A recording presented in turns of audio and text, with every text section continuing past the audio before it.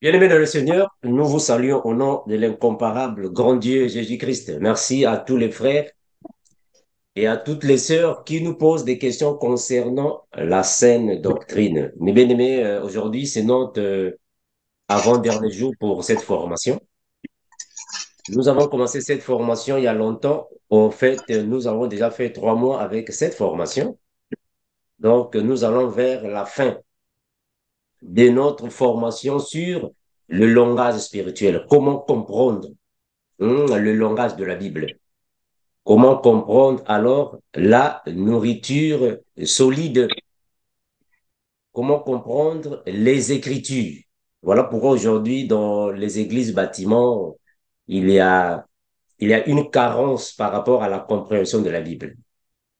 Si nous ne comprenons pas le langage de la Bible, vraiment, on va enseigner la Bible ou soit comprendre la Bible d'une manière erronée. Cette façon nous facilite. Alors, mes frères, aujourd'hui, nous allons parler sur le songe de Joseph. Nous allons interpréter ça par rapport à la parole, le songe de Joseph. Ici, mes bien-aimés, vraiment, j'aimerais tirer l'attention à tous les bien-aimés qui sont à la maison, tous les bien-aimés qui m'ont posé des questions par rapport à la Trinité. Oh, la Trinité, frère Armando, la Trinité, Dieu le Père, Dieu le Fils, Dieu le Saint-Esprit. Vraiment, que le Seigneur vous aide vraiment à comprendre le langage de la Bible. Que le Seigneur vous aide à comprendre le vrai sens des Écritures. On va voir ici le songe de Joseph. Ça, c'est juste un exemple que je vais prendre afin que vous puissiez comprendre pourquoi nous disons que Jésus-Christ est à la fois le Père et le Fils. C'est parce que nous, la Bible nous convainc de cette manière-là. Alors, nous allons lire ces songes, nous allons l'interpréter afin que nous puissions avoir alors la pensée de la Bible. Mais bien aimés, nous sommes dans Genèse chapitre 37. Genèse chapitre 37.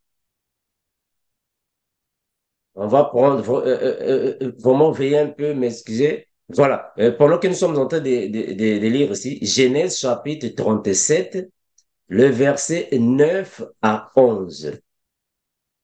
Le frère Ruben, si tu peux nous aider avec la lecture biblique.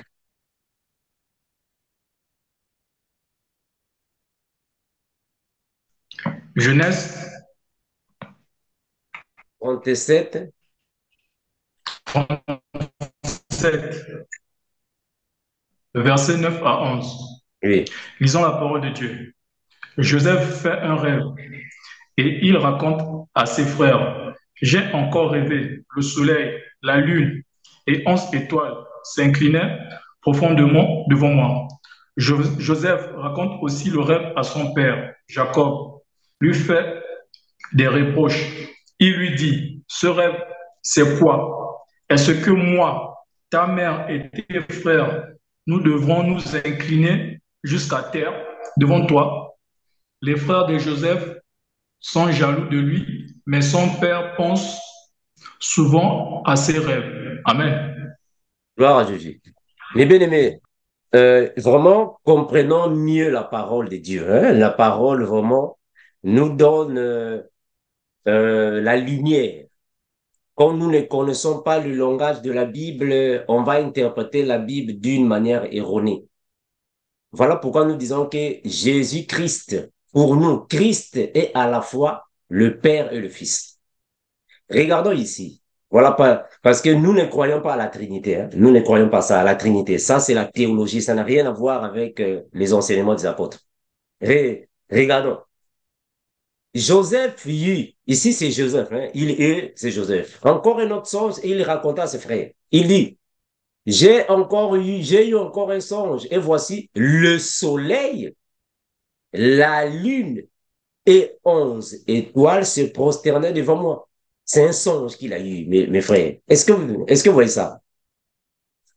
Joseph a eu un songe, et il voit dans le songe le soleil, la lune et les 11 étoiles qui se prosternent devant lui. C'est un songe. Mais puisque personne ne peut interpréter le songe s'il n'a pas l'autre à l'Esprit de Dieu, il est parti dire ça alors à ses frères et à son père. Mais qu'est-ce que son père a dit? Regardons. Son père a dit ceci. Ici, son père a dit ceci. Il a expliqué alors le songe. Il le raconta à son père et à ses frères. Son père, son père ici, c'est qui, mes frères? Qui était le père de Joseph? Nous savons, non? C'est Jacob, nous savons, non? OK. Le père de Joseph, c'est Jacob. Jacob qui est devenu Israël. Son père le réprimanda et lui dit, que signifie ce songe que tu as eu? Faut-il que nous venions, moi? Est-ce que vous voyez ça? Moi, ici, c'est le soleil. Moi, ta mère et tes frères nous prosterner devant toi. Donc ici, nous comprenons que le soleil, c'est le père. La lune, c'est la maman, la mère. Et les 11 étoiles, et Joseph lui-même forme 12 étoiles. En d'autres termes, le peuple du ciel. Donc, Joseph, ici, présente le songe, mais Jacob a dit que c'est lui qui est le soleil. Maintenant, regardons. Ça, c'est la révélation. Est-ce que vous voyez ça? Joseph, c'est lui qui est le soleil. Maintenant, dans la Bible, qui est le soleil? N'est-ce pas Dieu le Père qui est le soleil? Mais Dieu le Père, c'est qui? Dans la Bible, qui est l'étoile aussi? Or, nous allons comprendre que Jésus-Christ est à la fois l'étoile et le soleil. Donc, il est à la fois le Père et le Fils. Ça, ce sont en fait des notions que ceux qui sont dans la Trinité ne voient pas les choses pareilles. Ceux qui sont dans la religion, ils ne voient pas ça. Comment est-ce que vous ne voyez pas ça? Voilà pourquoi nous disons que Jésus-Christ est à la fois le Père et le Fils. Parce qu'il est le soleil et l'étoile au même moment. Vous dites que non, il y a la Trinité, il y a trois personnes. Comment est-ce qu'il y a trois personnes? Mes frères. Regardons, prenons Luc. Que nous dit Luc? Le frère Max, tu peux nous lire Luc chapitre 1er, le verset 68. Luc chapitre 1er. Luc chapitre 1er. Tu prends 78 à 79. Nous avons lu là-bas que le soleil, c'est le Père. Hein? Le soleil, c'est le Père. Le soleil, c'est le Père. La lune, c'est la mère. Et les étoiles sont les enfants. Maintenant, on va voir ici Luc, le soleil. Luc 1, 78 et 79. Luc 1, le verset 78 à 79. Je lis au nom du Seigneur Jésus-Christ. Hein? Notre Dieu est plein de tendresse et de bonté. Il fera briller sur nous une lumière d'en haut, semblable à celle du soleil levant, pour éclairer ceux qui se trouvent dans la nuit et dans l'ombre de la mort, pour diriger nos pas sur le chemin de la paix. Amen. Voilà, Jésus. Mais donc, regardons ici, dans cette version. Grâce aux entrailles de la miséricorde de notre Dieu, en vertu de laquelle le soleil levant nous a visités d'en haut, pour éclairer ceux qui sont assis dans les ténèbres et dans l'ombre de la mort, pour diriger nos pas dans le chemin de la vie. De qui part-il? Le soleil levant ici, c'est qui? C'est Jésus, non, qui était né, non? Par Marie. Ça va, non? Ici, on nous dit que le soleil levant, ça y est ici, mes frères. Le soleil levant nous a visités d'en haut. Mais qui est le soleil dans le songe de Joseph? N'est-ce pas le Père? Eh bien aimé, c'est clair, non? Le soleil levant ici, c'est le Père. Donc, nous comprenons que le soleil levant qui là-bas, que le frère Joseph a lu dans le songe, le soleil qui est venu se prosterner. Et Jacob a dit que le soleil, c'est lui le Père. Mais on voit ici dans Luc, on nous dit que le soleil levant nous a visités d'en haut. Mais il parle de qui? Mais c'est Jésus. Le soleil qui est venu visiter les hommes, c'est Jésus. C'est-à-dire que Christ, qui a pris un corps, il est venu auprès des hommes. C'est lui le soleil, c'est lui qui est le Père. Avant, mes bien-aimés, c'est lui qui est le Père. On va reprendre Psaume, mes frères, pour avoir plus de témoins. Psaume 84, le verset 11. Frère Rubin, si tu peux nous aider, hein. Psaume 84, le verset 11. Psaume 84, le verset 11. Dans ma version. Psaume 84, c'est ça? Oui, 11. Verset 11. Lisons la parole de Dieu dans Psaume 84, verset 11. Un seul jour dans les cours de ton temps vaut mieux 1000 jours passés Non, non, non, ailleurs. non. Non, tu es dans une autre. Et Psaume 84, chez toi là-bas, ça doit être entre le verset, en fait, Verset 10, 12, verset 12. 12. Ah, ok, vas-y. Oui, le Seigneur Dieu est le soleil. Il est un bouclier. Le Seigneur donne l'amour et l'honneur. Il ne refuse pas le bonheur à ceux qui mènent une vie parfaite. Amen. Gloire à Jésus. Donc, regardons ici dans la version Louis II. On dit que car l'Éternel Dieu est un soleil et un bouclier. L'Éternel donne la grâce et la gloire. Il ne refuse aucun bien à ceux qui marchent dans l'intégrité. Donc ici, il est en train de nous confirmer que car l'Éternel, on va soulever ça, car l'Éternel est un soleil. Donc c'est lui qui est le Père. Est-ce que vous voyez ça, mes frères? L'Éternel, c'est lui qui est le soleil. Or, le soleil, c'est lui qui est le Père, selon l'interprétation du songe de Joseph, que le soleil, c'est lui qui est le Père. Mais dans Luc, on nous dit que le soleil, c'est l'enfant qui nous a visités. C'est le soleil qui nous a visités. Donc, Jésus, c'est lui qui est le soleil qui est venu en chair. On va repartir là-bas, hein, mes frères, afin que vous voyez les choses claires. Parfois, les choses, en fait, les gens ne voient pas parfois les choses claires. On va relire ça. Luc, le soleil nous a visités. En d'autres termes, le Père nous a visités. Mais il parle de qui? Il parle de Jésus là-bas. C'est Jésus, non, qui nous a visités. Luc 1, 78 et 79. Le frère Guy, est-ce que tu peux nous aider avec la lecture? Frère Guy. Oui, Euh, 1, verset 78 hum, et 79.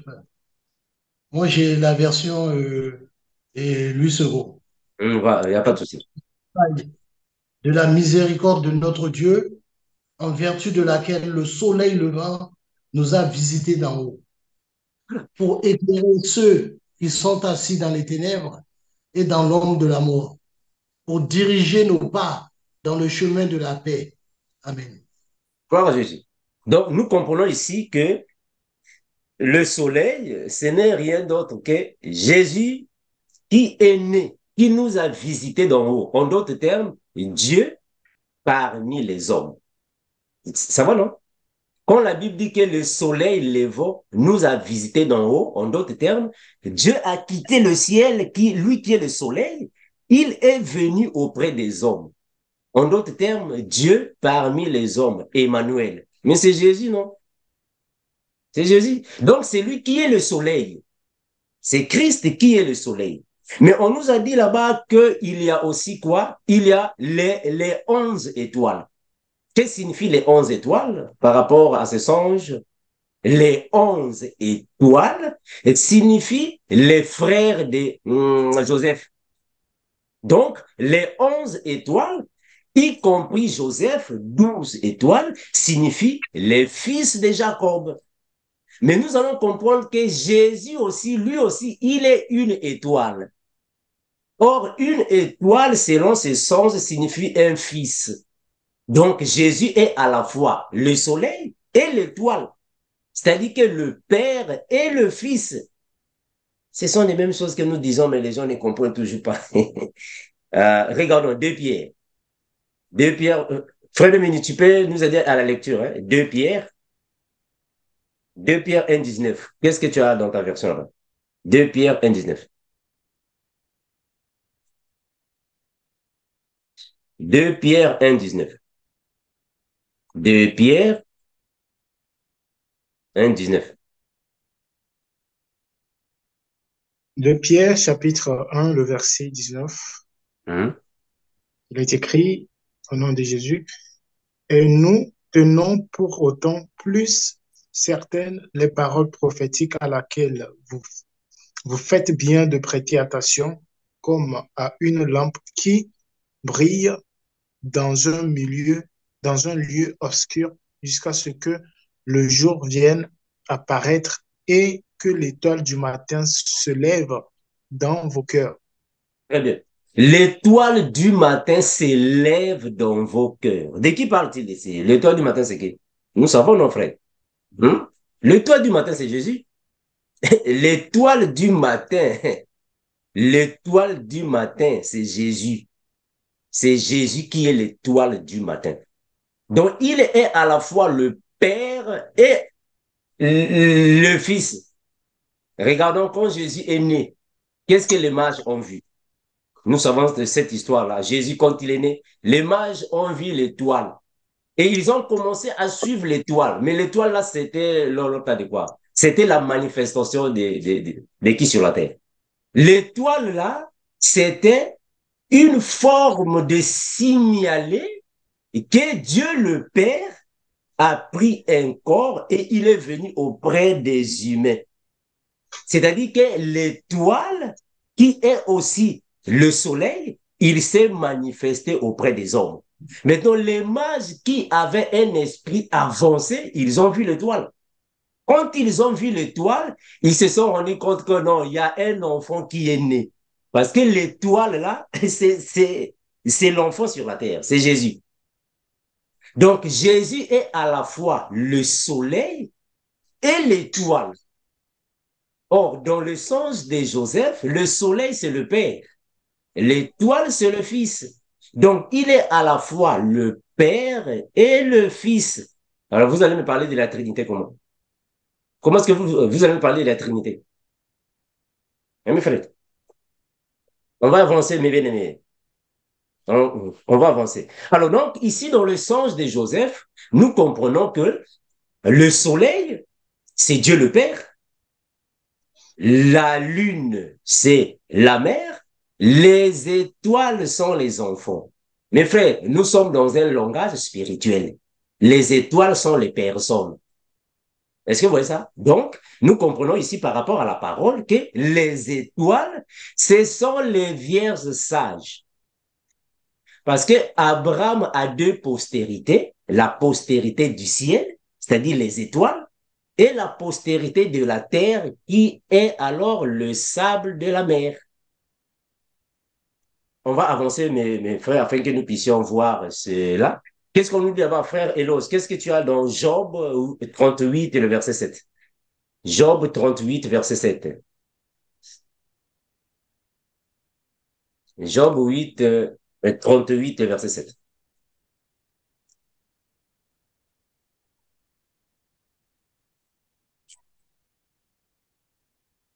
Le micro est fermé, hein, frère. Ton micro est fermé.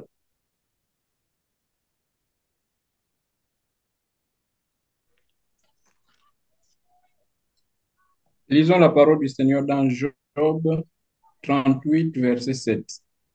La parole déclare, alors que les étoiles du matin éclataient en chant d'allégresse et que tous les fils de Dieu poussaient des cris de joie.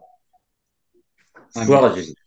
Mes frères, la parole du Seigneur a des choses symboliques. La parole, nous pouvons aussi la comprendre dans la révélation, dans la prophétie, dans la connaissance et dans la doctrine. Selon le langage de la Bible, Les étoiles signifient les personnes. Et ces personnes sont ceux qui iront au paradis. En d'autres termes, les 24 vieillards. En d'autres termes, les vierges sages qui symbolisent les étoiles du ciel. Est-ce que nous voyons ça? C'est eux qui sont les étoiles du ciel. Prenons Apocalypse chapitre 12. Apocalypse chapitre 12. Le frère Philippe, qu'est-ce que tu as dans ta version? Apocalypse 12, on va seulement prendre le premier verset. Hein? Apocalypse 12, le premier verset. Apocalypse chapitre 12, le verset premier. Frère Philippe. Apocalypse chapitre 12, au verset premier. Un grand signe parut dans le ciel. Une femme enveloppée du soleil, la lune sous ses pieds et une couronne de 12 étoiles sur sa tête. Gloire à Jésus. Eh bien, mais regardons ce que le frère est en train de dire ici. C'est une vision, c'est une vision. Donc, il voit un grand signe paru dans le ciel, qui va alors paraître dans le ciel. Une femme enveloppée du soleil, la lune sous ses pieds et une couronne de 12 étoiles sur sa tête. Elle était enceinte, elle criait, étant en travail et dans les douleurs de l'enfantement. J'espère que j'avais déjà fait une vidéo complète sur ce verset ici. On ne veut pas perdre beaucoup de temps ici. La vidéo est dans la chaîne Vérité sans cesse. Alors ici, mes frères, comprenons qu'il parle des personnes. Les 12 étoiles ici, ce sont les personnes. J'espère que j'en avais déjà parlé. On ne va pas perdre beaucoup de temps ici. On avait déjà décortiqué ce verset. Donc, dans le songe, il y a des choses que nous devons interpréter. Est-ce que vous voyez ça? On interprète les choses qui sont dans le songe. Donc, le Père, c'est lui qui est symbolisé comme le soleil. Et en deux, dans la Bible, on va voir ça dans plusieurs versets bibliques. Hein. Nous sommes juste en train de prendre quelques versets, plusieurs versets bibliques, qui nous démontrent que réellement, le soleil, alors ici, est semblable à un homme.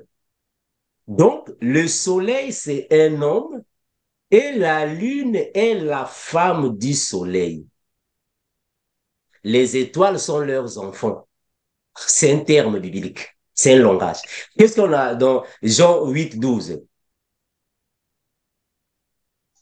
Jean 8, 12, on a quoi là-bas? Mon frère Job, qu'est-ce que tu as dans Jean 8, 12?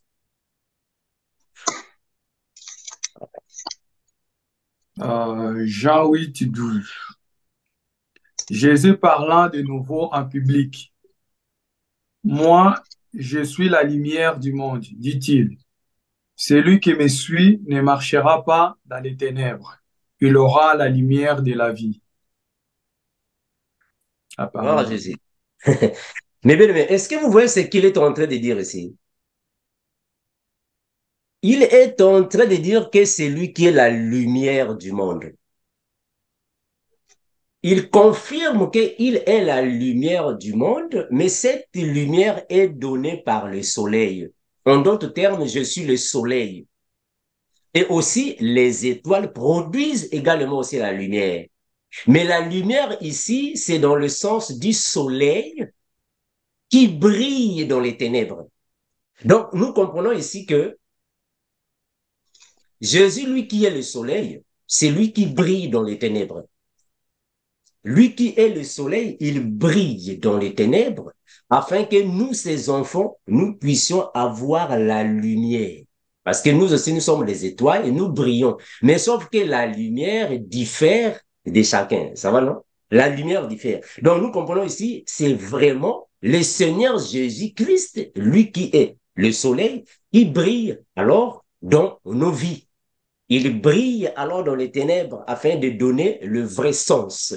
Mais bien aimé, là où nous voyons dans la Bible, on parle du soleil, de la lune et les étoiles, ne croyez pas que forcément c'est les choses de la météo. Non, frère.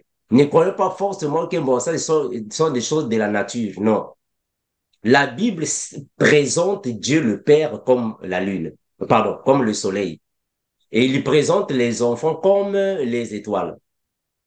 Ça, c'est dans le langage spirituel. C'est un langage. Qu'est-ce qu'on dit, frère Job, dans l'autre, dans Apocalypse 21? Apocalypse chapitre 21, le verset 22 et 24. On dit quoi? Apocalypse 21, 22, 24.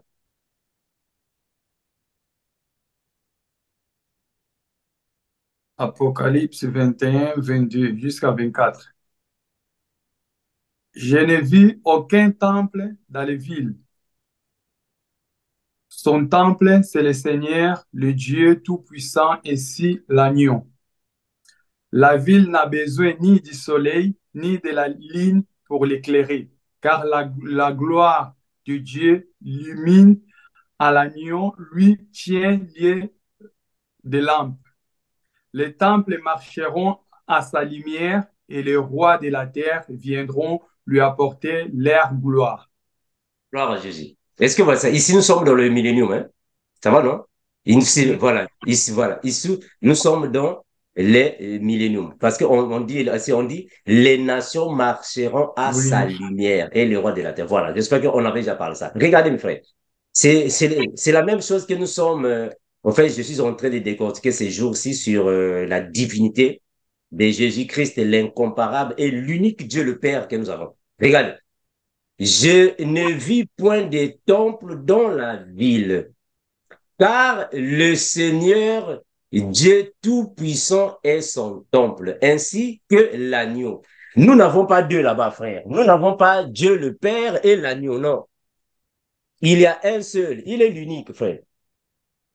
Est-ce que vous voyez ça, mes bien-aimés? Ici, nous n'avons pas Dieu et l'agneau, non. La ville n'a besoin ni du soleil ni de la lune pour éclairer, car la gloire de Dieu l'éclaire et l'agneau est son flambeau. Donc, Dieu le Père, c'est lui-même qui est l'agneau. C'est lui-même qui est le lion. C'est lui qui illumine parce que c'est lui qui est le soleil. Est-ce que vous voyez ça? Il illumine. Donc, le soleil ici, c'est le Père. Mais le Père nous a visités par le Fils. Est-ce que vous voyez ça? Le Père nous visite par le Fils. C'est le Père que nous avons. Donc, Jésus-Christ, c'est lui réellement qui est le Père parce qu'il est le soleil. Que nous dit le frère Matthieu? Frère bienvenu, qu'est-ce que tu as dans Matthieu? Matthieu 17, le verset 2. Qu'est-ce que tu as là-bas? Matthieu 17, 2. Matthieu 17, le verset 2. Il fut transfiguré devant eux, son visage resplendit comme le soleil et ses vêtements devinrent blancs comme la lumière. Très bien. Est-ce que vous comprenez ce qu'on dit là-bas, mes frères? Vous comprenez ici, hein? Je vais agrandir ça. Regardez. Le verset premier, on dit, 6 jours après, Jésus prit avec lui Pierre, Jacques et Jean son frère. Et il les conduisit à l'écart sur une haute montagne. Il fut transfiguré devant eux. Son visage resplendit comme le soleil et ses vêtements devinrent blancs comme la lumière. Donc lui, ici, il se déforme. Est-ce que tu vois ça? Il se déforme et il commence à briller comme le soleil. Mais pourquoi la Bible n'a pas dit qu'il brilla comme les étoiles? Pourquoi la Bible n'a pas dit qu'il a commencé de briller comme la lune? Pourquoi la Bible ne dit pas qu'il a commencé de briller comme le ciel? Mais il commence à briller comme le soleil. Mais parce que la lumière, l'éclat du soleil dépasse celui des étoiles et de la lune. Est-ce que vous voyez ça? Donc, la lumière du soleil est une lumière qui dépasse les autres lumineux. Parce que c'est là où se trouve la perfection. C'est-à-dire que la haute dimension de l'éclairage. Voilà pourquoi nous voyons dans le livre de l'Apocalypse, et quand le frère Jean a vu le Seigneur, qu'est-ce qui s'est passé? Il est tombé par terre. Parce que la lumière était tellement resplendissante.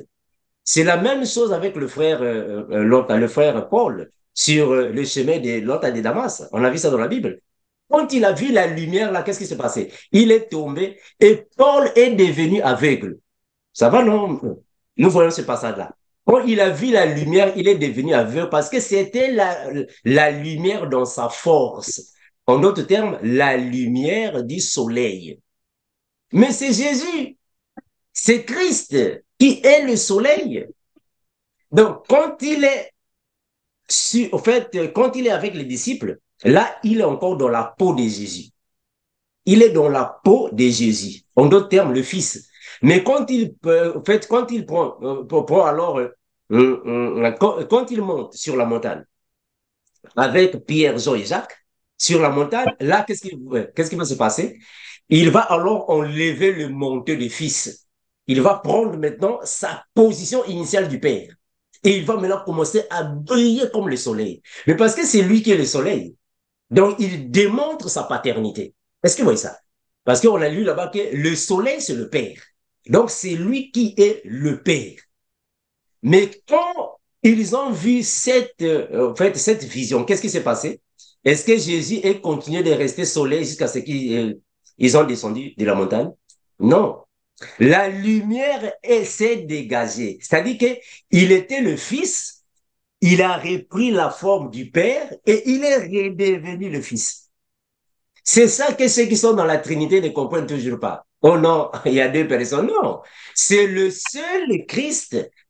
Il n'y a pas deux personnes là-bas. C'est pas la Trinité. Il n'y a pas deux personnes. C'est lui-même qui peut venir comme le Fils.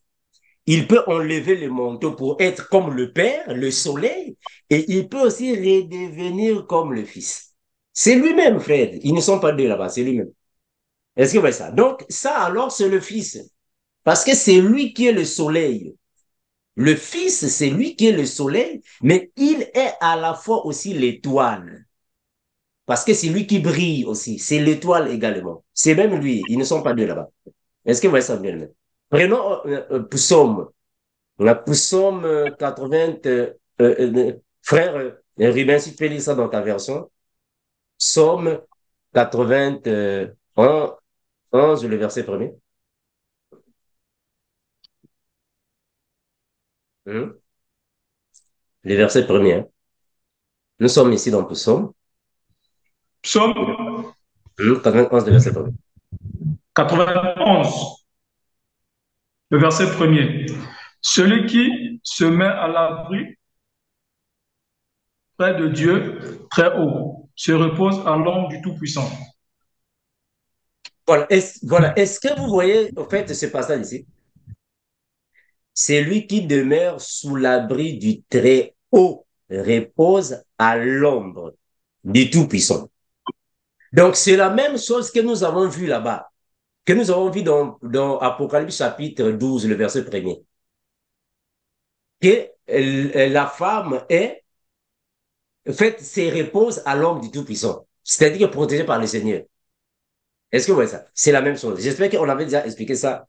Je ne vais pas faire alors ici la répétition. Mais le frère Philippe, tu peux nous prendre Exode 13. Exode 13, 21. Nous sommes juste en train de donner quelques versets bibliques qui démontrent que le soleil, c'est l'image du Père. Et le Père, c'est bel et bien Christ qui a pris le corps et est venu nous visiter. Exode 13, 21.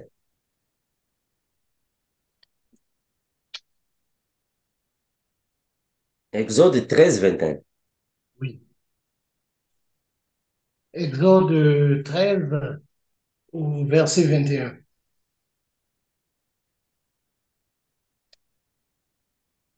Je lis au nom de Jésus. Verset 21. L'Éternel allait devant eux le jour dans une colonne de nuée pour les guider dans leur chemin, et la nuit dans une colonne de feu pour les éclairer afin qu'ils ne marchassent jour et nuit. Gloire à Jésus. Mais bien aimé, regardons bien ici. Regardons bien ici. Quand nous voyons ici, mes frères, on va comprendre que le Seigneur, c'est lui-même qui se présente là-bas comme une colonne de nuée. Mais c'est lui-même qui se présente encore comme une colonne de feu. Ils ne sont pas deux. Un seul Seigneur. Est-ce que vous voyez les rôles qu'il joue? Est-ce que vous voyez les opérations qu'il manifeste là-bas? Donc, c'est lui-même, quand il est jour, l'Éternel là devant eux, le jour, quand il est jour, il se présente comme une colonne de nuée pour les guider dans le chemin. Mais quand il fait jour, c'est lui-même qui vient comme une colonne de feu pour briller, pour éclairer. Est-ce que vous voyez ça? Parce qu'ici, nous comprenons que la colonne de feu éclaire. Éclaire. Donc, c'est la lumière. Il donne la lumière. Mais c'est même lui, le Seigneur aussi, qui va alors devenir pâle dans la lumière. Et c'est lui. En d'autres termes, ici, il est dans la force qui éclaire, la force. Et ici, il est dans la faiblesse. C'est même lui. Ils ne sont pas deux. Est-ce que vous voyez ça? C'est même lui. Donc, il joue des rôles, des opérations, des fonctions.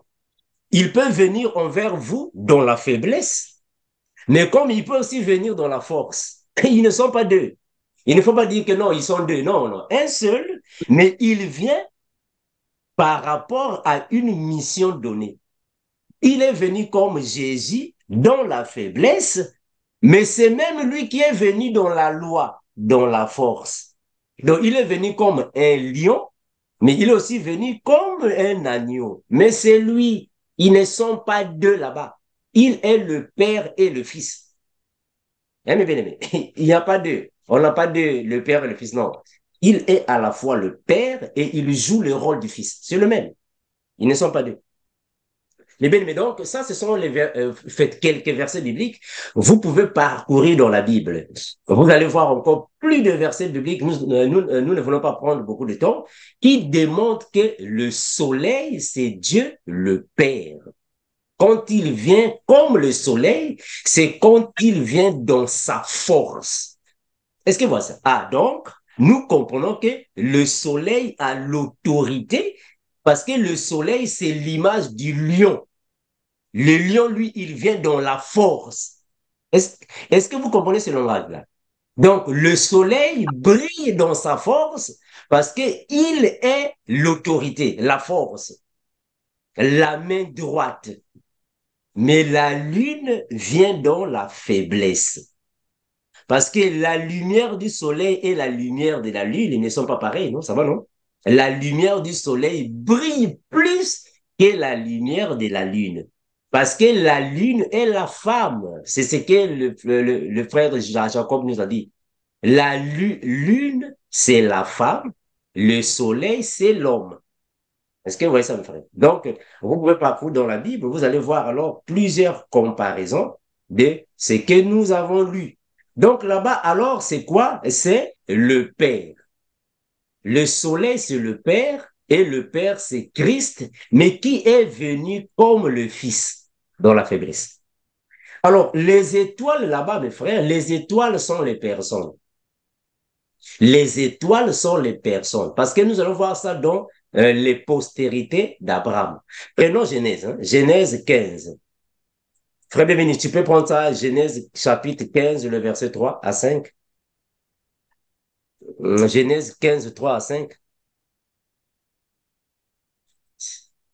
Genèse 15, 3 à 5. Genèse chapitre 15, le verset 3 à 5. On commence à partir du verset 2 hein, pour avoir en fait, un peu de sens. Hein, ça prend clair. Vas-y. Abraham répondit, Seigneur éternel, que me donneras-tu? Je m'en vais sans enfant et l'héritier de ma maison, c'est Eliezer de Damas.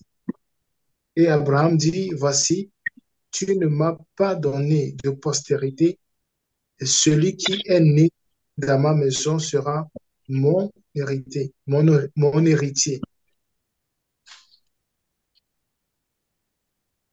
Vas-y, mon frère, vas-y. Et après? Alors, la parole de l'Éternel lui fut adressée ainsi. Ce n'est pas lui qui sera ton héritier, mais celui qui sortira de tes entrailles, qui sera ton héritier. Et après? Et après l'avoir conduit dehors, il dit, regarde vers le ciel et compte les étoiles, si tu peux les compter. Et Gloire à Jésus. il lui dit, Hein? telle Vas-y. Hein? sera, telle sera ta postérité. Mais, Gloire à Jésus. Mais, bien, mais est-ce que nous voyons ici, hein, nous allons retenir ici, afin que ça puisse nous aider. Bien, bien, va dans le chapitre 26. Chapitre 26, tu prends le verset 4 et 5. Hein? 26, 4 et 4 et 5. ok. Alors, le verset 4, il est écrit, je multiplierai ta postérité comme les étoiles du ciel, je donnerai à ta postérité toutes ces contrées, et toutes les nations de la terre seront bénies en ta postérité. Gloire à Jésus. Parce Voilà. Hum.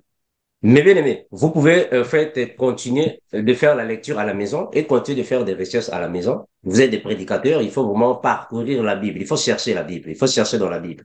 Ici, je suis juste en train de vous donner des flashs, hein, mais des vraies recherches commencent par vous-même.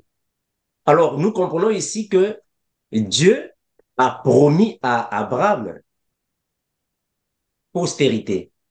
Mais regardons ici, il parle des étoiles du ciel. Il dit à Abraham, Abraham, est-ce que tu peux compter les étoiles du ciel? En d'autres termes, je te donnerai des enfants, mais tes enfants seront semblables au nombre des étoiles du ciel. Et vous allez voir aussi que Dieu a dit à Abraham, tes enfants seront aussi semblables au sable au bord de la mer. Donc, il donne à Abraham des postérités du ciel et de la terre. Donc, les étoiles là-bas signifient les personnes.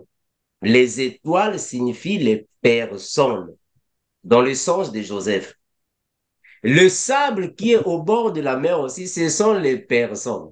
Ça va, non? On a vu ça dans la Bible, non? Voilà. Donc, ici, nous allons comprendre que le sable de la mer, c'est la foule de personnes qui ne vont pas monter au ciel. Parce que en fait, après la grande tribulation, on a vu qu'il y a une foule. Ça va, non? Dans le livre de l'Apocalypse. Voilà. Donc, ce sont les personnes. Et on va voir que quand Jésus est venu, il a même parlé sur les pierres. Et le frère Jean-Baptiste aussi a parlé sur les pierres. Dieu est capable de susciter des enfants pour Abraham par ces pierres. Les pierres là-bas aussi, ce sont les enfants. C'est un langage de la Bible. La Bible est tentée de parler. Donc, les étoiles sont ceux qui vont alors aller, parce que c'est eux qui symbolisent ici alors la postérité céleste du ciel. C'est ce que le frère Job était, en fait, le frère Joseph était en train là-bas de parler. Regardons, prenons Psaume 147, le frère Éloge. Qu'est-ce que tu as là-bas? Psaume 147, le verset 4. Psaume 147, le verset 4.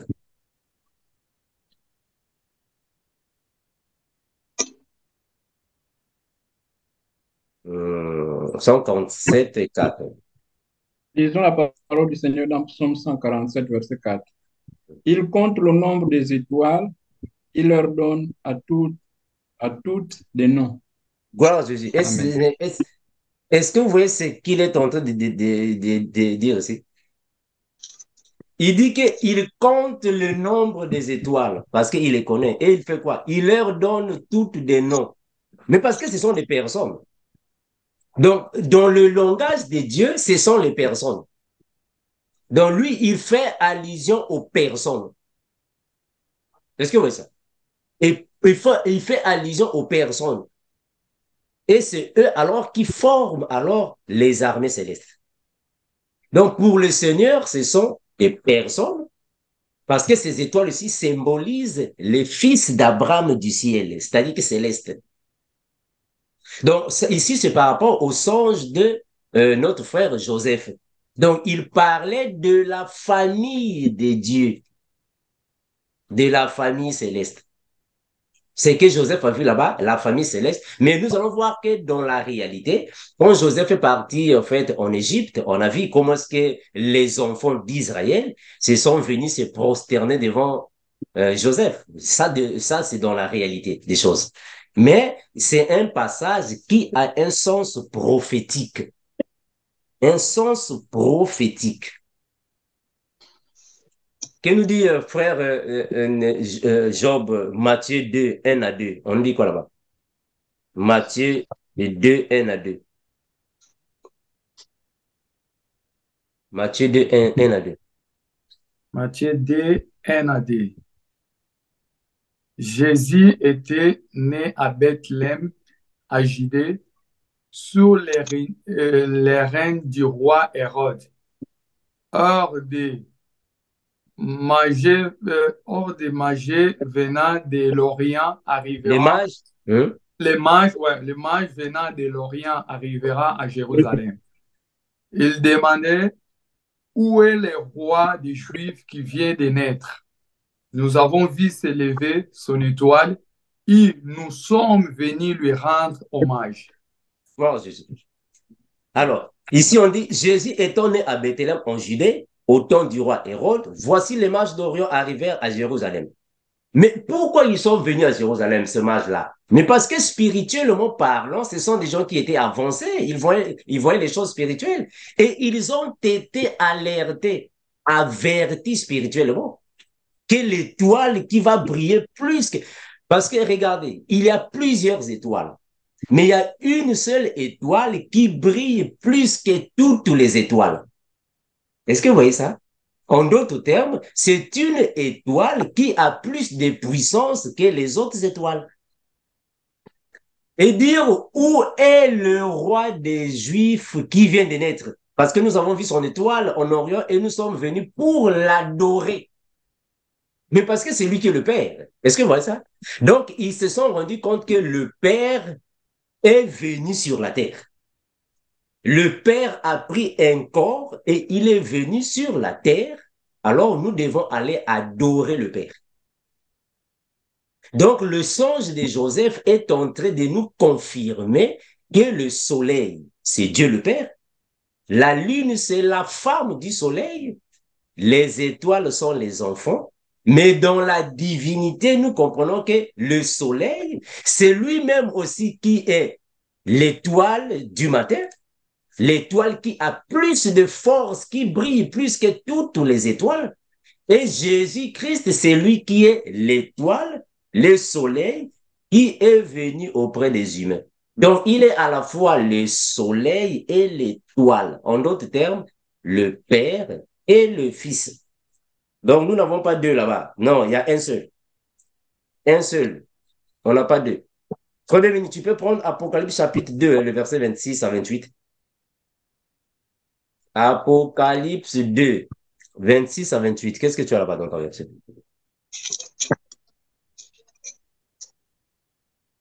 Apocalypse 2, le verset 26 à 28.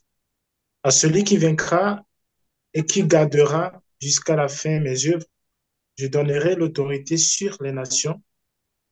Il les pètera avec une verge de fer, comme on brise les vases d'argile, ainsi que moi-même j'en ai reçu le pouvoir de mon Père.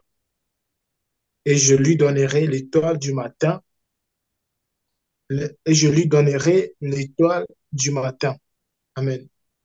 Wow, mais bien aimé, regardons d'abord fait, le langage de la Bible. Regardons le langage de la Bible. Ce qu'il est en train de dire, c'est. Il dit que ainsi que moi-même j'en ai reçu le pouvoir de mon Père. Alors maintenant, vous qui comprenez la Bible comme les musulmans, vous allez dire, regardez, frère Armando, ici lui-même aussi, il a reçu le pouvoir de son papa. C'est son papa qui a donné le pouvoir. Ah, mais bien aimé, la Bible est vraiment... Les- Voilà pourquoi la Bible dit que la Bible est comme un livre cacheté, hein? Un cacheté, mon frère. Hein? Quand vous lisez ici, ainsi que moi-même, j'en ai reçu le pouvoir de mon Père. Alors vous allez dire, non, lui aussi, il a reçu le pouvoir du Père. C'est le Père qui lui a donné le pouvoir. Ah, mais bien aimé. On va lire un passage biblique, c'est que le frère, ici il dit que je lui donnerai l'étoile du matin, parce que l'étoile du matin, c'est le symbole, hein, c'est le symbole de la divinité de Jésus. L'étoile du matin, le symbole de sa divinité. Mais bien aimé, la Bible, si vous ne comprenez pas la Bible, vous allez commencer à dire des choses qui ne sont pas conformes. Je vais prendre un dernier passage, après je vais vous laisser la place pour des questions. C'est que la Bible dit. Je vais prendre seulement un passage, hein, afin que nous puissions comprendre la Bible. La Bible, voilà pourquoi il y a, il, il y a même, il y a même les musulmans qui m'ont en fait écrit, oh non, Jésus n'est pas Dieu le Père, regardez, lui-même il a dit le Père. Mais frère, nous sommes dans Ésaïe. Ésaïe chapitre 29, le verset 12. Voilà, 29, voilà. Ésaïe 29, voilà. Le, le frère Philippe, tu peux nous aider à la lecture, hein? Ésaïe 29, prénom, commençons à partir du 29, prénom, voilà. Prénom, voilà. Voilà. 11 à 12, voilà. Ésaïe 29, 29, 11 à 12. Vas-y. Ésaïe 29, versets 11 à 12. Hum. La révélation est pour vous comme les mots d'un livre cacheté que l'on donne à un homme qui sait lire en disant, lis donc cela, et qui répond, je ne le puis, car il est cacheté. 12. Ou comme un livre que l'on donne à un homme qui ne sait pas lire en disant, lis donc cela, et qui répond, je ne sais pas lire. Amen. Mais est-ce que vous comprenez ce qu'il est en train de dire ici? C'est ça la parole du Seigneur. C'est ça la parole du Seigneur. Toute la révélation est pour vous comme les mots d'un livre cacheté. Si le Seigneur Jésus ne te révèle pas des choses, tu vas commencer à lire la Bible comme un journal, un papier journal, que l'on donne à un homme qui sait lire en disant, lis donc cela, et il répond, je ne le puis, car il est cacheté. Ou comme un livre qu'on l'on donne à un homme qui ne sait pas lire en disant, lis donc cela, et répond, je ne sais lire. C'est la même chose avec la Bible, mes bien-aimés. La Bible, si tu ne sais pas l'interpréter, si tu ne vas pas dans la Bible, si tu ne examines pas la Bible, tu vas commencer à dire des choses qui sont dans la lettre. Dans la lettre. Or, la Bible, faut pas la comprendre selon la lettre. Il faut comprendre la Bible selon l'esprit. Il faut marcher avec la Bible.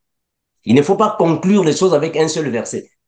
Il faut marcher avec la Bible. Parce que le langage de Jésus est un langage qui est profond. Mes bien-aimés. Regardez, faites un passage. Hein.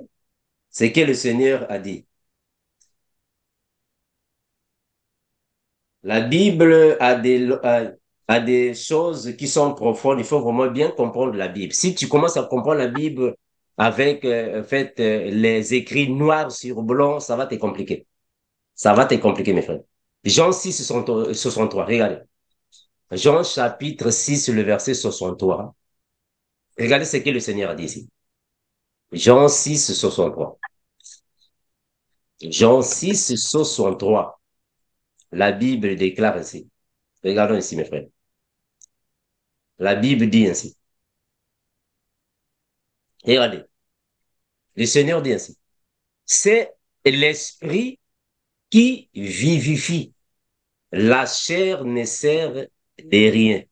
Les paroles que je vous ai dites sont esprit et vie. Très important, mes frères. Très important. Les paroles que je vous ai dites sont esprit et vie. Donc, si tu n'as pas l'esprit, si tu n'as pas la vie de Dieu, tu ne vas pas comprendre Jésus. Voilà pourquoi, en fait, Jésus a dit à ses apôtres, gardez-vous du pain, du levain des pharisiens. Vous connaissez ce passage-là, j'espère. gardez-vous du levain des pharisiens. Les disciples croyaient qu'il leur parlait du pain physique. Attention avec la parole de Jésus là. Attention. Une femme est venue auprès de Jésus.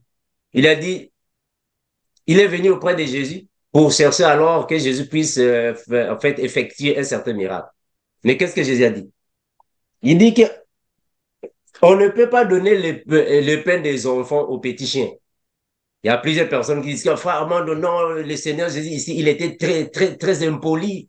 Il n'a pas manqué, en fait, il a manqué du respect à cette femme-là. Ah, mais frère, nous rencontrons des choses terribles, hein. Beaucoup de gens, en fait, beaucoup de gens disent ça. Frère Armando, non, le frère Jésus ne peut pas dire ça. Ça, c'est trop dur pour la femme. Il avait insulté la femme là. On va aller là-bas, frère. On va aller là-bas. Vous pouvez voir ça, c'est dans quel est l'autre? On va aller là-bas. Regardez ce que Jésus a dit. Ah, mes frères. Ah, la parole. La parole est profonde, hein? Regardez ce que Jésus a dit. Hein? On peut venir traduire ça un jour, hein? On peut venir interpréter ça, mes bien-aimés. J'espère que, prédicateur, nous allons déjà finir cette formation. J'espère qu'un de vous peut prendre ce thème ici pour nous décortiquer un peu. Ça veut dire quoi? Je ne sais pas. Voilà. Nous sommes dans Matthieu. Frère Elos, tu peux lire ça? Nous sommes dans Matthieu chapitre 15. Hein? Matthieu chapitre 15. Ça va, non? C'est là, non? Voilà. Matthieu chapitre 15. Matthieu 15, voilà. On va voir là où la femme est venue auprès du Seigneur. Matthieu 15, commençons à partir du verset 26, je crois. Matthieu 15, non, partons là-bas. Matthieu 15, vois à partir du verset 26, hein, je crois. Voilà. Matthieu 15, on va descendre. Voilà. Frère, tu peux lire, hein, voilà, tu peux lire tout le passage, hein, afin que ça soit encore clair à ceux qui sont à la maison. Hein. Voilà, vas-y, mon frère. Lisons la parole du Seigneur dans Matthieu 15, commençons à partir du verset 21. Jésus étant parti de là, se retira dans le territoire de Tyr et de Sidon. Et voici une femme cananéenne qui venait de ces contrées lui cria, aie pitié de moi, Seigneur, fils de David. Ma fille est cruellement tourmentée par le démon. Il ne lui répondit pas un mot. Et ses disciples s'approchèrent et lui dirent avec insistance, renvoie-la, car elle crie derrière nous. Il répondit, je n'ai été envoyé qu'aux brebis perdues de la maison d'Israël. Mais elle vint se prosterner devant lui, disant, Seigneur, secours-moi. Il répondit, il n'est pas bien de prendre le pain des enfants et de le jeter aux petits chiens. Oui, Seigneur, dit-elle, mais les petits chiens mangent les miettes qui tombent de la table de leur maître. Alors Jésus lui dit, femme, ta foi est grande, qu'il te soit fait comme tu veux. Et à l'heure même, sa fille fut guérie. Amen. Gloire à Jésus. Alléluia. Est-ce que vous voyez le fait, ce que Jésus dit à la femme? Donc, même la femme, là, a compris le langage de Jésus. La femme a compris. Mais aujourd'hui, même les religieux ne comprennent toujours pas le langage de Jésus. Il dit non, Jésus avait insulté, il avait mal parlé.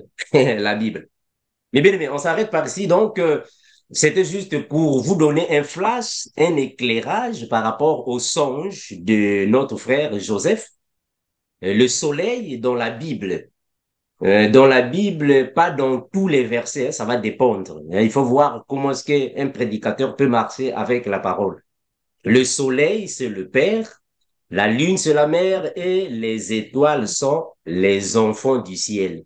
Les fils célestes, ce sont des personnes, ceux qui vont au ciel, et il y a aussi la postérité de la terre. Donc ça, c'est juste des flashs que je vous donne. Vous-même à la maison, vous pouvez continuer avec des recherches et puis venir alors présenter l'évangile à l'église. Eh bien, mais on s'arrête par ici. Je ne sais pas s'il y a quelque chose à dire de votre côté.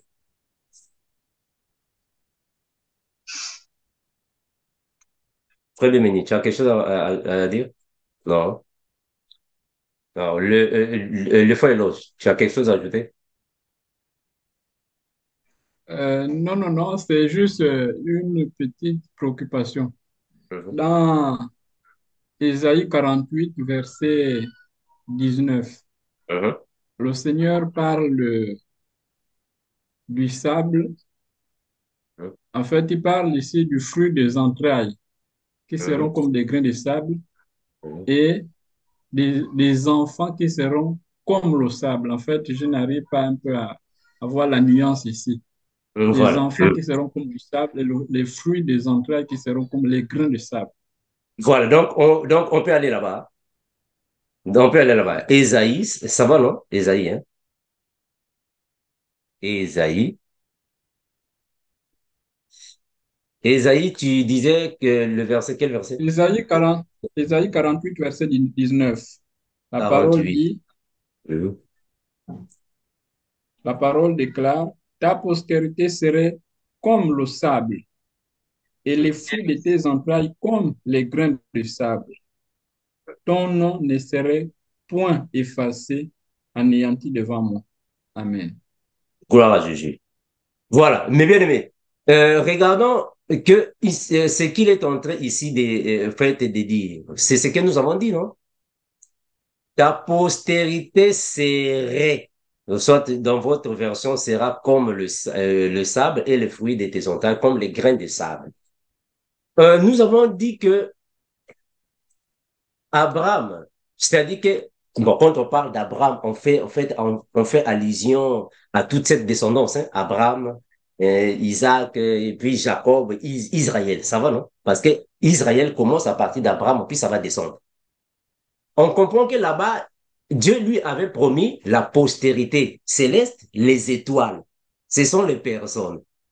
Et la postérité de la terre, c'est-à-dire que le sable au bord de la mer, ce sont des personnes. C'est cette postérité qui sera une foule qu'on ne peut pas compter. C'est ce qu'on a dit ici dans Apocalypse. Non, on peut aller là-bas. Apocalypse. Là où on a écrit, et puis je vis une foule. Hein? Regardez. Dans Apocalypse. Une foule que personne ne peut compter. Mais c'est ça, non, le sable, non, la postérité du dot du sable, non? Dans Apocalypse. Vous voyez ça? Voilà. On va tous, on peut tous chercher ça pour que vous puissiez voir là où le frère l'a dit. Il a vu une foule. C'est Apocalypse chapitre 7. Partons dans Apocalypse chapitre 7. Apocalypse Apocalypse 7, chapitre verset 7. 9. Oh là, tu es dans 9. Hein? Voilà. Prenons d'abord 7, puis on va arriver dans 9, hein, mon frère. Hmm. Toi, tu as 9, hein? On va prendre les deux passages, c'est pas un problème. Commençons avec Apocalypse chapitre 7, le verset 9. Puis on va aller là où le frère a donné. Le verset 9. Frère Hubin, tu peux lire, hein? Tu peux lire ça, hein, pour nous aider. Après cela, après cela, je regardais encore, je vois une grande foule. Ce sont des gens de tous les pays et de toutes les tribus, de tous les peuples et de toutes les langues. Personne ne peut compter. Ils sont debout devant le siège royal. Amen. Gloire à Jésus. Donc ici, la foule, c'est-à-dire que la grande foule, ici, que personne ne peut compter. Est-ce que vous voyez ça? La grande foule que personne ne peut compter, c'est le sable au bord de la mer. C'est une postérité aussi d'Abraham. C'est aussi une postérité d'Abraham. Ce sont les personnes. Les sables ici, ce sont les personnes. C'est un langage biblique, mon frère. Le frère Max, voilà, tu peux prendre. Non, pardon. Le frère Ruben, tu disais que tu as vu dans Apocalypse chapitre 9, c'est ça? Chapitre 9, quel verset? Non, c'était ça. Ah, c'est Apocalypse ça. 7, Oh. verset 9. Ah, voilà, c'est ça. Et donc, la postérité de la terre, qui est le sable de la mer, ce sont des personnes, mais qui ne vont pas monter au ciel. Parce qu'il y a la postérité qui va monter au ciel, les vierges sages, les 24 vieillards, mais il y a aussi la postérité qui va rester sur la terre. Hein? C'est ce que nous sommes en train d'étudier ces jours-ci. Voilà. Le frère Guy, il y a une préoccupation? Et moi, je voulais te poser une question, frère Armando, concernant la postérité qui va rester sur la terre, le sable de la mer. Donc, il y aura les vierges folles qui feront partie de la foule, et je pense qu'il y aura aussi les païens. Non, non, non, mon frère. Écoutez, la vierge, les vierges folles, c'est la grande foule. C'est fini. La grande foule, ce sont tous les chrétiens aux quatre coins de la terre qui vont se repentir pendant la grande tribulation, mais qui seront alors ressuscités après la grande tribulation. Les retours triomphal de Jésus, ils vont ressusciter. Regardez, je vais vous donner un passage biblique. Hein. C'est que, en fait, on a dit ici. C'est qu'on a dit ici. Apocalypse. Nous sommes dans Apocalypse. Regardez. Dans Apocalypse, je vais chercher un passage ici qui nous démontre que ce sont ceux qui viennent de la grande tribulation. Apocalypse chapitre 7, le verset 14. Qu'est-ce qu'on dit là-bas? Apocalypse chapitre 7, le verset 14. Le frère Philippe, tu peux lire ça? Hein? Apocalypse 7, le verset 14. Apocalypse chapitre 7, verset 14. Je lui dis, mon Seigneur, tu le sais. Et il me dit, ce sont ceux qui viennent de la grande tribulation. Ils ont lavé leurs robes et ils les ont blanchis dans le sang de l'agneau. Gloire à Jésus. Est-ce que vous voyez ça? Ce sont ceux qui viennent de la grande tribulation. Ils ont lavé leurs robes et ils les ont blanchis dans le sang de l'agneau. Ceux qui viennent de la grande tribulation ici, c'est la grande foule là. Vous comprenez ça, mes frères? C'est la grande foule qui vient de la grande tribulation. Ils ont lavé leurs robes dans le sang de l'agneau. C'est un langage biblique, hein, mes frères? C'est un langage. Cela ne suffit pas de dire qu'il y a du sang quelque part, ils ont pris les robes. Non, c'est un langage. Donc, c'est eux alors ici, la grande foule. Ils viennent de quatre coins de la terre. Donc ça, c'est la postérité de la terre. Mais la postérité de la terre signifie ici tous les enfants de Dieu qui ne vont pas monter au paradis. Ils forment la postérité de la terre parce qu'ils ne vont pas monter au ciel. C'est la postérité du ciel, les étoiles qui seront avec le Seigneur. Le frère Guy, ça va, hein, mon frère? Oui, ça va, mon frère, oui, merci. Voilà. Mais c'est la postérité d'Abraham, hein, ça va, non? C'est la postérité d'Abraham aussi. Oui. Voilà, j'espère que voilà, vous avez vu le passage biblique. Le frère Hubert. Non, mais apparemment, vous avez déjà répondu à ma question parce que je voudrais savoir la postérité d'Abraham dont on parle des étoiles. Ce sont tous les enfants qui iront au ciel. Et la postérité d'Abraham dont on fait allusion du sable au bord de la mer, ce sont les chrétiens qui n'iront pas au ciel. C'est bien ça? Mais très bien, très bien. Parce que par rapport, en fait, par rapport au songe du frère Joseph, il dit qu'il a vu 11 étoiles. Donc, lui-même, Joseph, fera la 12e étoile.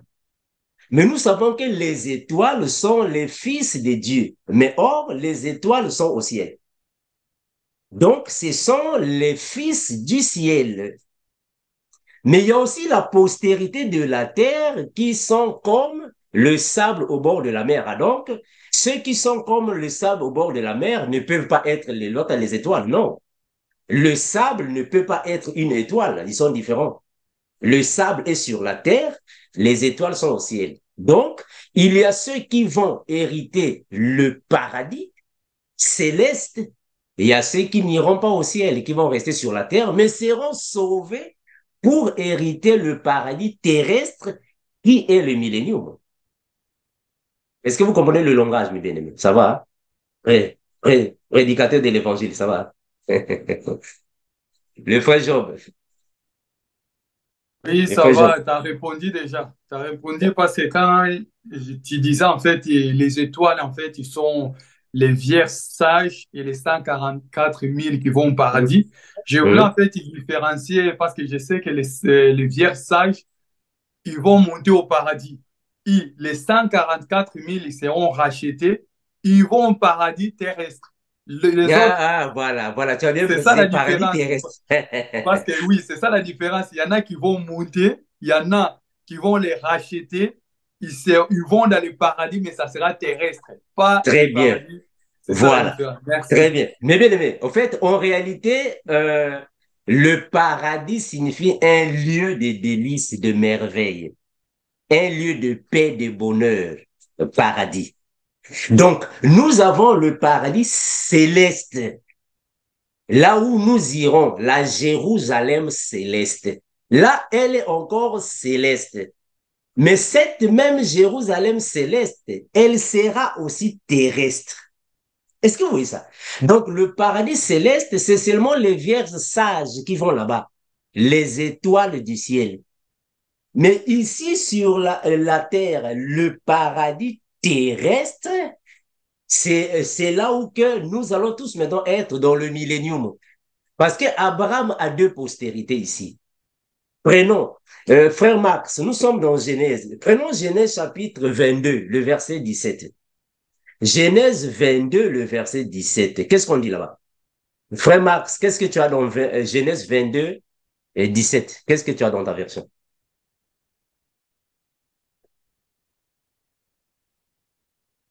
Hein? Genèse Tu... 22, verset 17, il dit au nom du Hein? Seigneur Jésus-Christ, Hein? je te comblerai de bénédictions, je multiplierai ta descendance et je la rendrai aussi nombreuse que les étoiles du ciel et que les grains des sables au bord de la mer. Ta descendance dominera sur ses Ah. ennemis. Mhm. Amen.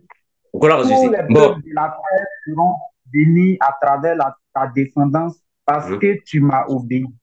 Voilà. Amen. Est-ce que vous voyez comment est-ce que Dieu est en train de comparer les choses?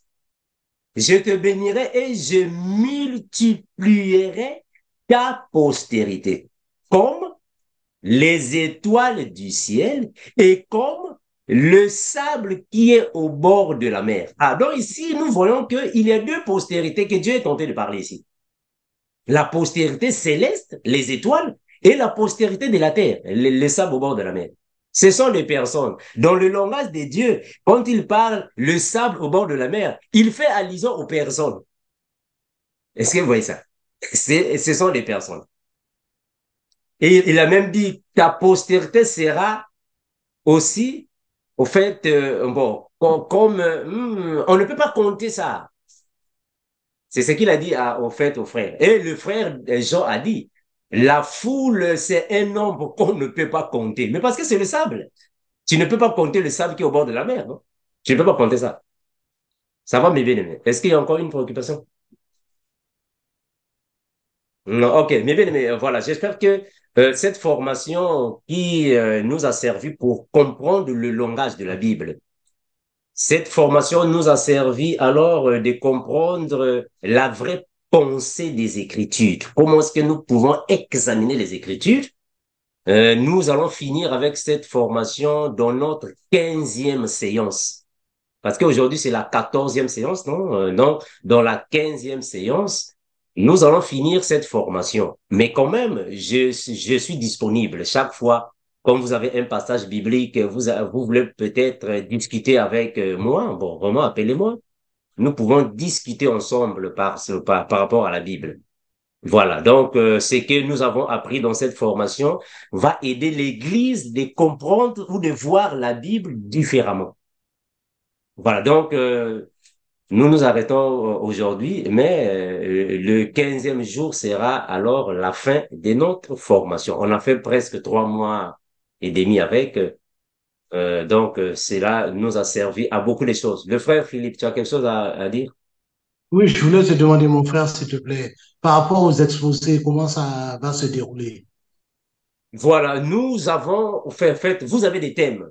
Vous avez des thèmes que vous avez reçus dans le groupe, parce que j'avais écrit ça dans le groupe, les thèmes, et vous allez choisir le thème que vous allez décortiquer par rapport, voilà, à la parole. Donc, les thèmes sont là. Vous allez parcourir les enseignements que j'ai donnés déjà de la série de la nourriture solide, là où j'étais seul, vous allez faire le copier-coller. Mais bien aimé, nous l'avons toujours dit, dans l'évangile de Christ, le copier-coller est autorisé. Nous ne sommes pas comme, en fait, dans la faculté, à l'université, il faut pas faire les copier-coller. Non, non. Nous, dans l'évangile de Christ, le copier-coller est autorisé. Parce que ce que je suis en train de faire ici, c'est le copier-coller. J'ai pris ça aux apôtres, j'ai pris ça aux aînés, et j'ai fait des recherches copier-coller. Mes frères, l'évangile de Christ signifie les choses que tu enseignes doivent être dans la Bible. Les apôtres ont parlé de ça. Faut pas inventer les choses. Les apôtres aussi, ce qu'ils ont enseigné, ils ont entendu du maître. Ils n'ont pas inventé ça. Est-ce que vous voyez ça? Donc, c'est le maître qui a présenté l'évangile.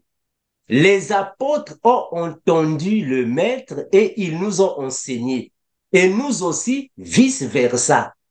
C'est le copier-coller que nous faisons. On ne peut pas falsifier les Écritures. Donc, ce que vous allez enseigner, c'est ce que le frère Armand vous a enseigné. N'inventez pas les choses. Je vais vous lire un verset biblique. C'est ce que le frère Paul a dit. Faut pas inventer les choses. Hein, mes frères? Faut pas inventer les choses. Regardez ce que le frère a dit. Je vais lire, en fait, un passage ici. C'est que le frère a dit. Faut pas inventer les choses. Le frère Paul a dit ainsi. 2 Corinthiens chapitre 2, le verset 15. Écoutez ce que le frère Paul a dit. Frère Béméni, tu peux nous dire ça? Oh, on n'a pas l'autre là, la Bible ici. 2 Corinthiens 2, 17. Qu'est-ce que le frère Paul a dit là-bas? 2 Corinthiens 2, 17. 2 Corinthiens, chapitre 2, le verset 17. Car nous ne falsifions pas, pardon, car nous ne falsifions point la parole de Dieu comme font plusieurs, mais c'est avec sincérité, mais c'est de la part de Dieu que nous parlons en Christ devant Dieu. Est-ce que vous voyez ça? Est-ce que vous comprenez ce que le frère dit? Le frère Paul est en train de dire aux frères de Corinthe que nous ne falsifions pas la parole. Ce que nous avons entendu du maître, c'est ce que nous transmettons à l'église. Donc, faut pas falsifier. Il faut suivre les apôtres. Voilà pourquoi le frère Paul dira, soyez mes imitateurs. Et comme moi aussi, je suis imitateur de Christ. En d'autres termes, enseignez ce que vous avez entendu, parce que moi aussi, j'ai entendu des aînés. J'ai entendu des apôtres. Les aînés aussi ont entendu des aînés. Les aînés des aînés ont entendu des apôtres. Personne est venu ici sur la terre avec l'évangile. Non, c'est moi qui ai commencé. Non, non, non, tu n'as pas commencé, frère. C'est pas toi qui as commencé. Tu as lu dans la Bible. Tu as entendu des apôtres. Faut pas dire que non, c'est moi qui ai commencé. Non, non, non, tu n'as pas commencé. Nous tous, nous avons copié des apôtres et même les apôtres ont copié au Seigneur. Est-ce que vous voyez ça, frère? Donc, c'est ça, mes frères. Ce que vous allez enseigner, c'est ce que vous avez entendu enseigner par rapport aux apôtres. Mais bien, mais on s'arrête par ici. Nous allons prier pour nous séparer. Voilà. Le frère Max, tu as quelque chose à dire? Oui, frère Amando, j'ai une petite préoccupation concernant les thèmes que vous avez mis dans le groupe. Hein?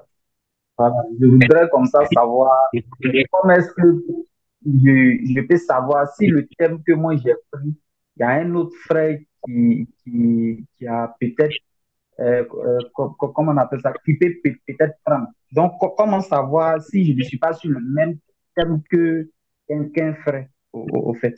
Oh, ok. Voilà. Mais bien aimé, comprenons que dans l'évangile, nous ne mettons pas un point. On ne met pas un point. C'est-à-dire que moi, je peux prendre un thème concernant la nourriture solide. Je vais enseigner le thème là. J'enseigne, je décortique. Cela ne signifie pas dire que tout ce que j'ai dit, c'est fini, personne ne peut venir ajouter. Non. C'est comme le frère Ribin, non?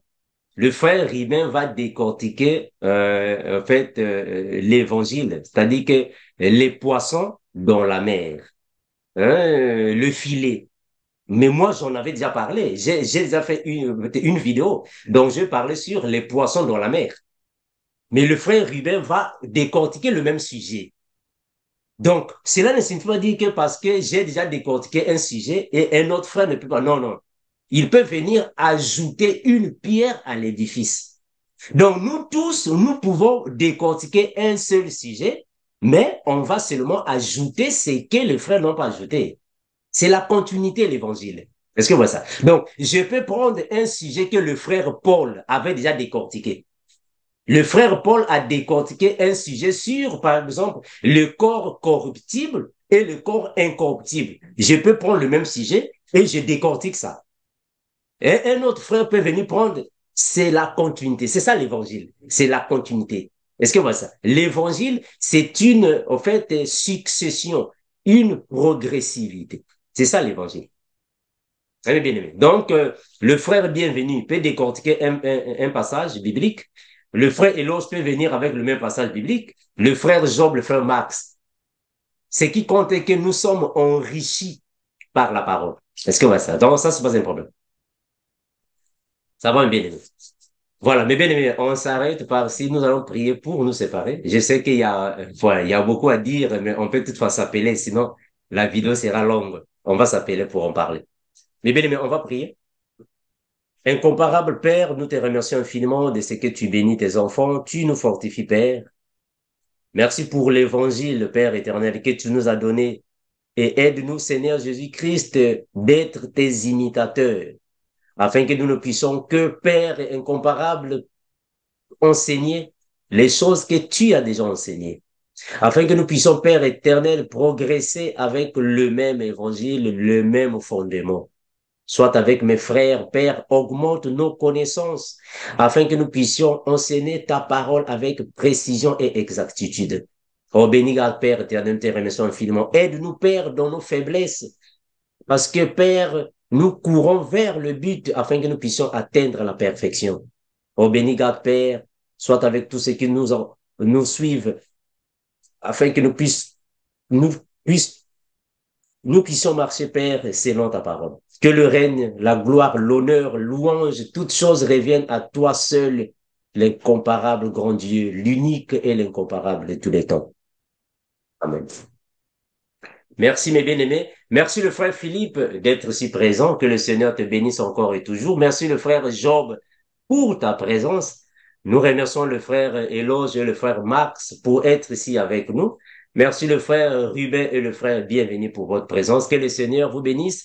Que le Seigneur augmente alors les connaissances et intelligences en vous afin que vous puissiez revenir pour décortiquer la parole de la manière que l'Église soit édifiée et les saints soient encore perfectionnés par votre intelligence et sagesse. Soyez bénis mes bien-aimés. À nous revoir prochainement. Merci et bye bye. Bye bye. Alors Jésus.